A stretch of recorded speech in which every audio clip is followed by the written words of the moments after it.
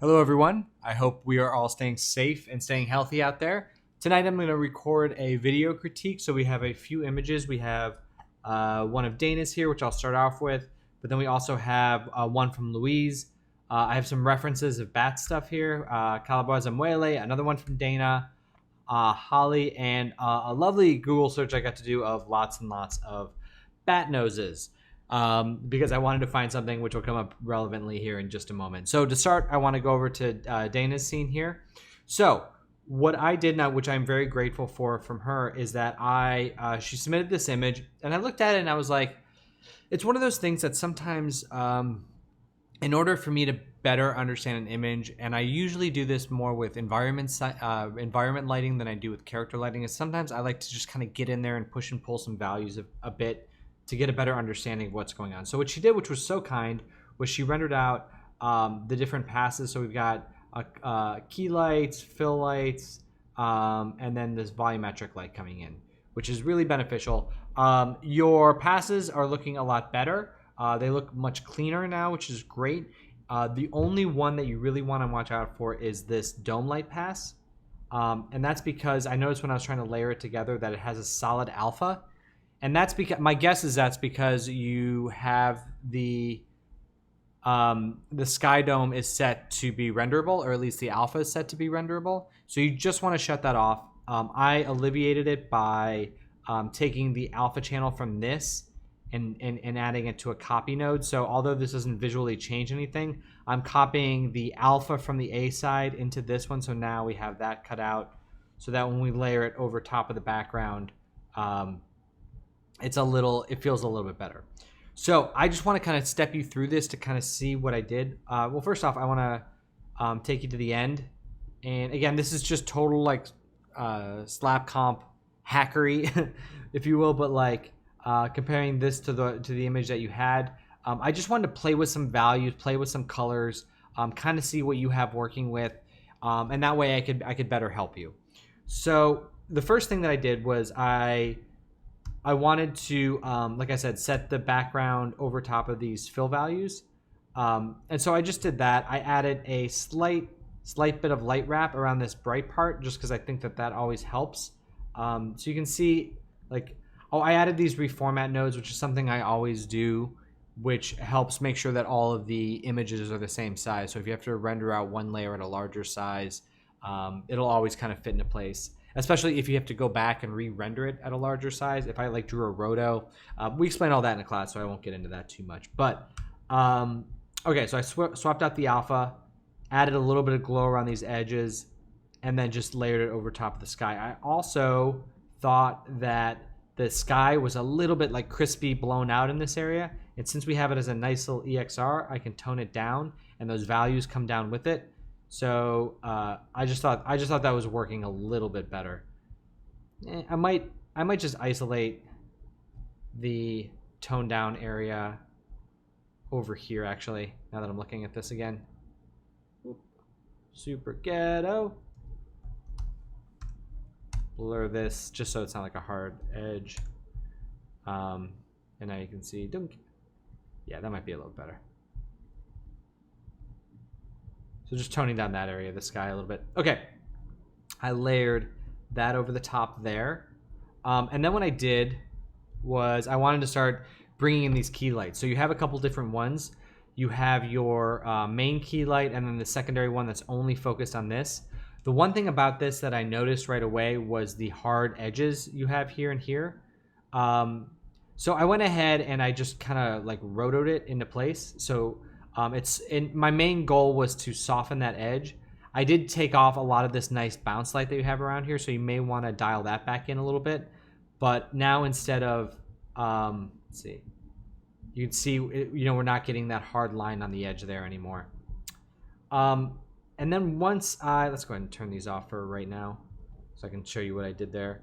I then glowed it up a little bit, and I added it back over top so you can see. Oh, and I also, normally it was like this. I just went ahead and toned it down a little bit. And what I'm looking at when I'm toning it down is the white value on this building, because I want it to be bright. Like this is clipping out here. This is very bright, but I don't want it to be quite that clipped out. I want it to be like right on the edge. like something closer to that value. So, and then in terms of a few other things I did, I really like the idea of environment lighting, of drawing a path back to the thing. So I just wanted to slightly make this value area in the center of the ground brighter. So I just like drew a rough roto shape there and just made that brighter. And you could possibly clear out some of those shadows there if possible. I don't know if that's possible or not. And then the biggest thing, I can do these two together. So I thought this was feeling a little bit monotone and also not quite matching the sky color. I thought the sky had a little bit of warmth in it, so I just added a touch of warmth to this key value, just to add a little bit of warmth and kind of white balance the scene a little bit. So I did that, and then with these, I thought that those were feeling a little too purple, so I just blued them out a little bit and then added that over the top there. It really helps lift these darker values back there, which was working really well. And then my last little bit was I just added a little bit of a vignette to kind of darken these buildings in the foreground to get those in here. So the one thing I want to do right now is I want to just test something real quick, which would be I want to just like cool off these. We can do it with the grade node. That'll be quicker. I want to cool off the fill value a little bit. I want to see if that helps out at all. I've actually have not tested this before I did this live, so I really just kind of want to see if making these a little bit cooler. Ooh, too saturated. Oof. Will help. Play around with that color. It's a little too green.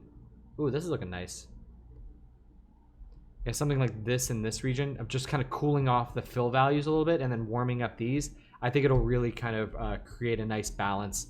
I know you were kind of going for more of a monochromatic, like just all kind of cooler, but I think this works a little bit better in helping draw the eye because now we're doing some warm values over cool values too. And so yeah, I mean, I think overall this is kind of roughly where you want to go. I know this is small on my screen, so I'll tell you what I'll do. I'll just go ahead and write this out just go to my desktop. Sorry, this is totally boring for you guys. You do not need to see this. Just write it out as a JPEG so I can upload it to Photoshop. Or I'm sorry, to Facebook there. All right, just rendering out one frame. Okay, cool. And I'll post that to the group, and so you can kind of get a better idea of the final look of it. And if you want this nuke tree, you're more than welcome to that. Just let me know. Okay, now I want to get into a couple of other ones here. So first up, I wanted to talk about Louise's. It's coming along really nicely. A couple things that I was thinking when I was looking at it was, it's so funny. I would not have expected it to be this silhouetted back there without your reference, but I really think it is. That really worked out well. I want this to be a little bit darker there because right now it feels almost like this light is passing through his head and there's not actually a head in there. So it would almost be worth it to just double check and make sure that there's a sphere in there. So we're kind of blocking some of that light around the edge. This glow in the center is nice, but it feels a little bit neutral. I would warm that up a little bit. I'm liking this translucence that we're getting here. On these edges, it's a little bit, and like right around here in this box, it's a little bit still dark. I would like to see if we can get a little bit of light passing through there. It may actually be a ray depth issue because ray depth is the number of time, so light will pass through, hit a surface, refract, hit a surface, refract, hit a surface, refract, hit a surface, refract. The number of these bounces is the ray depth. So if your ray depth is set to 2, it'll go through once, twice, and then that'll be it. If it's set to 4, it'll go once, twice, 3, 4. So I'm wondering if it's coming from here, shining through here, shining through here, shining through here, shining, and it's just not getting all the way through because our ray depth isn't stepped up high enough. I could be totally wrong. It could be a material thing or something, but just something to check out. I would also like to create a little bit of shaping in here. So if you could maybe try to get a little, a touch, a kiss of warm light from the fire right there and just allow that to kind of fall back into place a little bit more. And then same maybe a little bit over here. And my idea is that I think it can really create a nice framing element of light kind of coming down here, warm light coming down here, hitting here, and then coming back over here. It'll really help center the eye here in the center of the image. So those would be my tips. I think that one's coming together quite nicely. Holly, this is looking really well. It's funny, I thought this one was darker here. But the one thing that I would do is brighten up the stem of this. I'm realizing that now, and I apologize for not mentioning that earlier, because with this bright light here, you would really kind of feel it on here a little bit more, and these dark values don't quite equate to a large, broad light source up above it there. But the rest of it's feeling pretty good. We could maybe darken a little bit more, just like in this extreme immediate foreground, like just a touch, because your values are so. I know I've asked you like brighten, darken, but it's these values are so close. But I think the girl's looking a little bit better. But all in all, I think that's coming into place. But that would be my one big note for you there. Let's see, Dana, your second one. So this is the glowier version that I know that and I just wanted to say that you definitely want to create the glow in comp, because there really isn't a good way of doing it in one render in Maya, in Arnold, I should say.